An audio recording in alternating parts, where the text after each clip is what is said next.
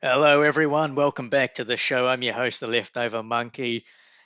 I hope you're all doing well. Well, today we're taking a trip back to 1995.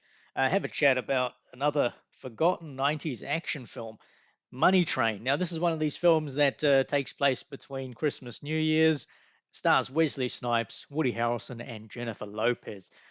This film actually's got pretty low score on Rotten Tomatoes, 22%. God dang. I mean, does it deserve that? I say stick around till the end, guys, and I'll let you know where I think this sits. I'll give it my mark. Let's go. Money Train. This is pretty much a classic buddy cop film that hits the right notes. It's got the right beats to it. Snipes and Harrelson, together again after White Men Can't Jump. If you haven't seen that, obviously check that out. They play foster brothers in this film. They're also New York City transit cops. John and Charlie are their names respectively. John, he's the responsible one, level-headed, just doing the job, day to day.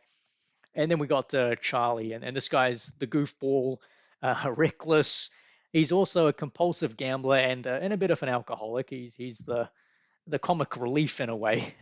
But boy, he has a gambling problem, and his problem gets him into some deep trouble with the local mob. He owes quite a bit of money.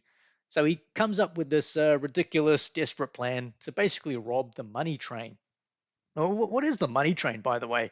Well, it's this heavily guarded train that carries, I guess, all of New York City's subway revenue or weekly subway revenue. They collect it on this train, and it goes to all the stations and then off to the bank, I imagine. And in between that main storyline, there's a few mini plot lines that are going on. We'll start with the good. I like starting with the good. Firstly, the action. It is top notch. The action set pieces, the sequences, they're super impressive. Edge of your seat at times. There's one particular sequence with Wesley Snipes' character, John, who decides he's going to confront the gangsters, the mob boss that's trying to get the gambling money from his brother Charlie, and they're giving Charlie a bit of a hard time. This scene is awesome. You see Wesley Snipes show off some of his martial arts skills, some of his physicality. He is scything through people. And honestly, I have to say, like these kinds of physical hand-to-hand action sequences back in the day, they felt way more grounded. I sometimes think that today they're over stylized, if that's a word. But yeah, I mean, it really felt like grounded and physical in this film. There's also a wild chase sequence that happens through the subway station and even onto the streets of New York. And then, yeah, if we head to the final act, which goes full on high octane, crazy balls to the wall, there's a lot of practical effects. That's always a good sign. The physicality with the actors playing against each other, very good, and some awesome stunt work as well. Yeah, it elevates the film in those parts. Another net positive for me is the chemistry. Hands down, the chemistry between Snipes and Harrelson is on point. This is why you should check the film out for those two. You can tell they're having a blast. The rapport feels genuine. The way they bicker and the back and forth, the comic timing they have between each other, they understood the assignment. And it actually saves the film in a way, those two. Also, J-Lo is in this film. That's right. And yeah, she's introduced as a new starter to the team, to the Transit Cop squad, Grace Santiago. And I'll be honest, she does a great job. Yeah, yeah. J-Lo does a good job. She's given, I guess, not much material to work with, but she has her moments to shine and she delivers, which is great.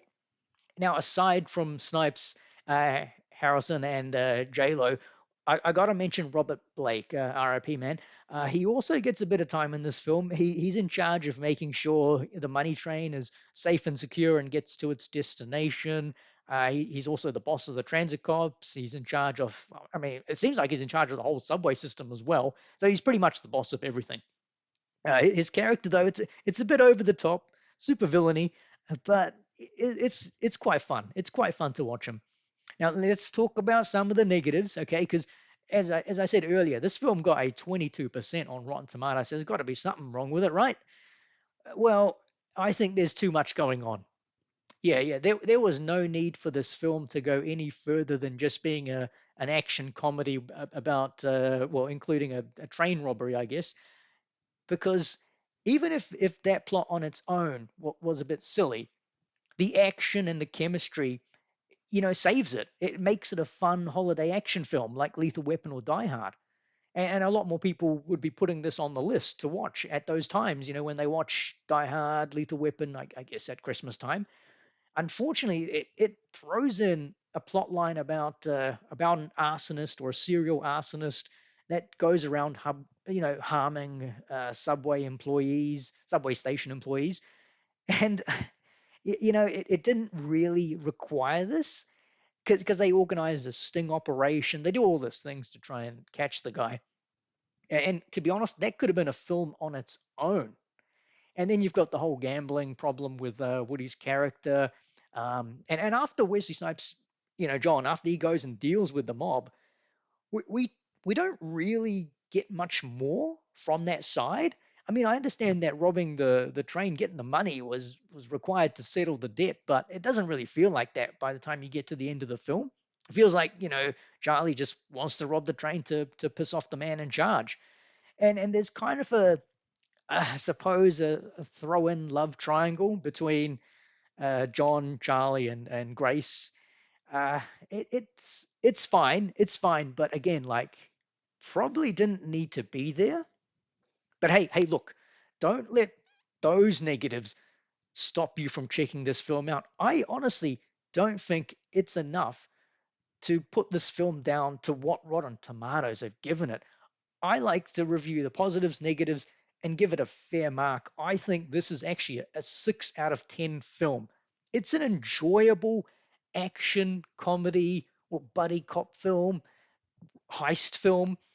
It's got solid practical effects, excellent chemistry between the three main stars. Yes, I put Jenny from the Block in there as well. She did good. The humor works well with these characters. They bounce off each other excellently, amazingly. And here's something else that works in favor of the film. To me, this is something that I'll say on the side. It's rated R, and I tell you what, it holds its ground on that. The language, the violence, other scenes, it's it puts it out there. It doesn't hold back. I respect that. I really do, because a lot of films around that time in the 90s started taking things out of films to get a lower rating, I guess, to get more people to watch it, like bring it down to a PG-13.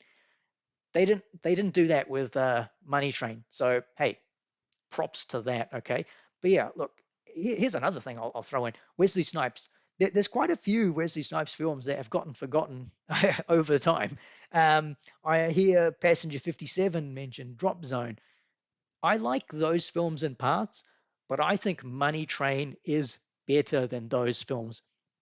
Look, if you haven't seen Money Train and you want to watch something in the similar bag as Die Hard, Lethal Weapon, then give Money Train a go. I think it really deserves a bit more than it's getting. And if you've seen Money Train and you enjoyed it, hell, give us a like. Yeah, throw us a like, throw us a subscribe. Do you? You do you. But hey, thanks for listening, guys. Have a good one. Leftover Monkey out.